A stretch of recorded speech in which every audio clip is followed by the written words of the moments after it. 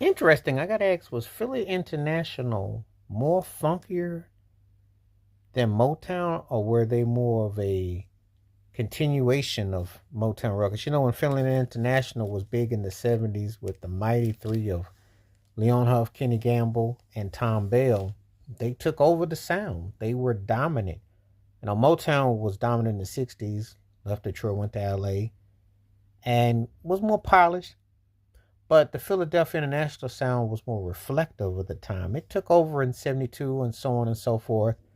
Gamble and Huff were like hit making machine. They were like um understood the concept of themes and just were you imagine if Holland Dozier Holland, who were dominant in Motown, but you had so many other great writers and producers of Motown. So, you know, but the sound of Philadelphia had a groove to it. It had a formula, you know.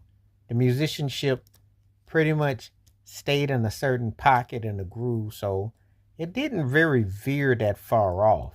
And it definitely loans itself to comparable to Motown. But were they more aligned to Stax Records? I can't quite. I will say this: you had strong soulful singers like Billy Paul and obviously Harold Melvin and Teddy Pendergrass and the OJ's. You know, you had an adult theme bass, but it was like sophisticated. But it wasn't gut bucket like Stax, and it wasn't considered bougie s like Motown was, formula driven. It was pop bass, but it wasn't pop bass like that because it had a certain groove and a root to it. So they fell into an interesting mix.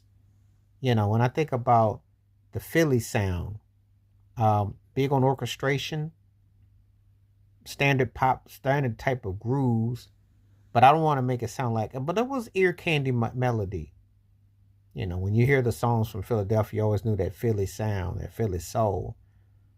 Um, it had a certain formula, obviously, that they followed. You know, there was a certain groove that you heard. So, but was it more raw than Motown, or were they Motown 2.0? That's an interesting debate. You know, now ask me this: OJ's were one of my favorite groups ever, but I still think the Temptations are the mother of groups, mother and father of groups, the Almighty.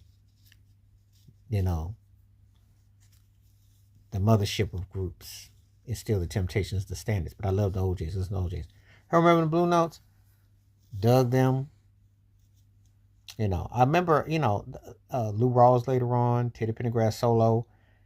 Philly had a lot of great acts.